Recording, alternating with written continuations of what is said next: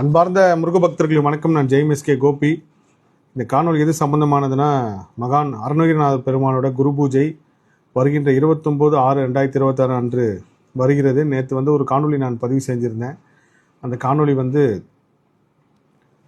அருணகிரிநாத பெருமான் சிலை வழிபாடு எல்லா இடத்துலையும் பிரதிஷ்டை பண்ணணும்.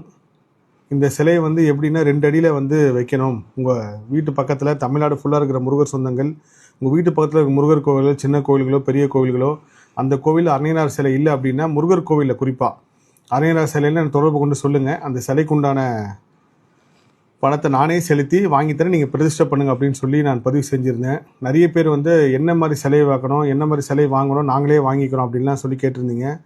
அப்படி நீங்கள் சிலை வாங்குறதா கண்டிப்பாக கருங்கல் சிலை வாங்கி 2 அடியில் வைங்க. அந்த 2 அடின்னு சொன்னதுக்கு ஒரு பெரிய காரணம் இருக்குது. அதுவும் நான் முருகப்பெருமான்ட்ட அனுமதி கேட்டு நான் சொல்கிறேன். 2 அடிக்கு மேலே வைக்காமல் 2 அடிக்குள்ளே அருணகிரிநாத பெருமான் சிலை வைங்க. நான் முதல் ஒரு அருணகிரிநாதர் சிலையை செய்ய சொல்லியிருக்கேன். அந்த சிலையை நான் காட்டுறேன். அதே மாதிரி செஞ்சு வச்சிங்கன்னா நல்லாயிருக்கும். இந்த காணொலி பதிவு பண்ணதுக்கப்புறம் நிறைய முருகர் அடியார்கள் தொடர்பு கொண்டு நாங்கள் சிலை வாங்கி தரேன்னாங்க. அந்த சொன்ன எல்லா முருகர் நல்ல உள்ளங்களுக்கும் நன்றி. இது முருகர் எனக்கு இட்ட பணி, நான் தான் செய்யணும்.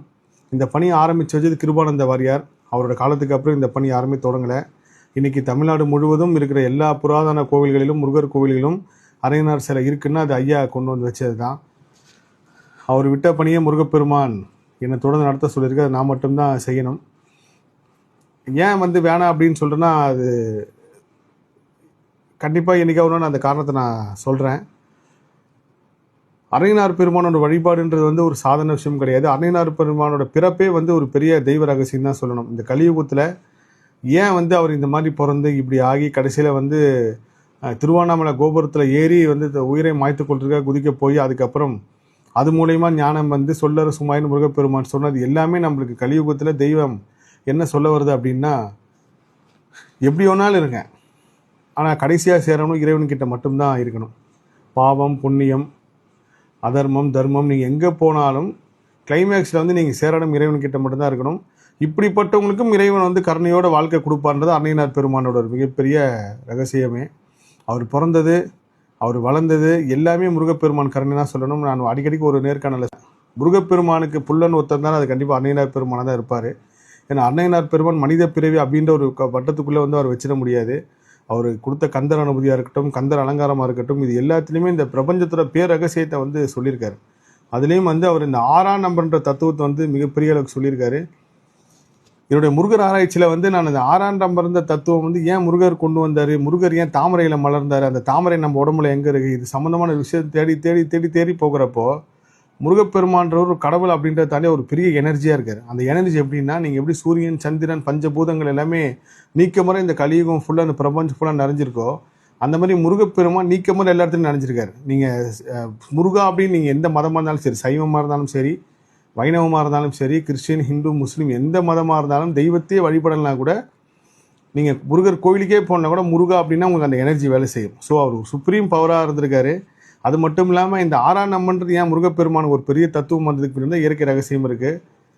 இந்த கலியுகத்துக்குண்டான தெய்வம் முருகப்பெருமான் தான். அதுலேயும் எப்படி இந்த நம்பர் கனெக்ட் ஆகி 51 சக்தி படம் இருக்கட்டும், தாமரை இதழில் முருகப்பெருமான் 6 தாமரையில் பிறந்தா இருக்கட்டும், 6 தீப்பொறியில் உருவானது இருக்கட்டும், இது எல்லாமே கண்டிப்பாக முருகர் அனுமதியோடு நான் பதிவு செய்கிறேன். கிருபானந்த வாரியார் விட்ட பணி அருணகிரிநாத பெருமானோட சிலை எல்லா கோயில் வைக்கணுன்றது. அதை கண்டிப்பாக இந்த குரு பூஜையிலேருந்து நான் ஆரம்பிப்பேன் நம்புகிறேன்.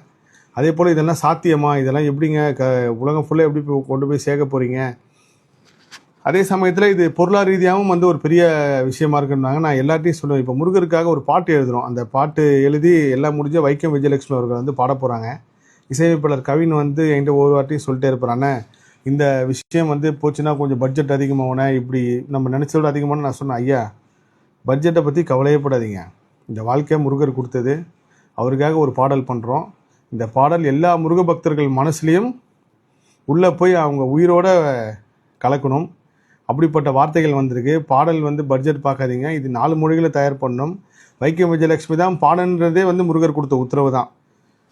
நான் அவங்கள நேராக சந்திக்கும் போது இந்த விஷயத்தை நான் சொல்கிறேன். 2 பாடல்களோட பாடல் பேர் பதிவு எழுதி பேப்பரில் எழுதி நான் உத்தரவு கேட்டேன். அது அவங்க பேர் தான் வந்துச்சு. அதுவே ஒரு பெரிய அதிசயம் தான். அதனால் இதெல்லாம் செய்ய முடியுமா அப்படின்னா, இதெல்லாம் சாத்தியமானா முருகர் சாத்தியப்படுத்திடுவார். இதை நான் நம்புகிறேன்.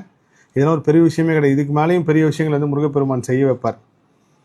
இதில் வந்து நிறைய முருக பக்தர்கள் முருகர் அடியார்கள் வந்து ஒவ்வொரு தடவையும் பேசுகிறப்போ, ஐயா நீங்கள் இப்படி சொன்னது நடந்துருச்சு, வந்து இப்படி முருகர் வந்து என் வாழ்க்கையில் உங்கள் மூலியமாக அற்புதம் பண்ணார், அன்றைக்கி என் பொண்ணு கல்யாணம் ஆகும்னு சொன்னீங்க நடந்துருச்சு, எங்களுக்கு இந்த இடம் வித்துருச்சு அப்படின்லாம் சொல்கிறப்பெல்லாம் நான் வந்து அம்மா என்ன தேடாதீங்க, எனக்கு நன்றி சொல்லாதீங்க, முருகப்பெருமானுக்கு நன்றி சொல்லுங்கன்னுவேன்.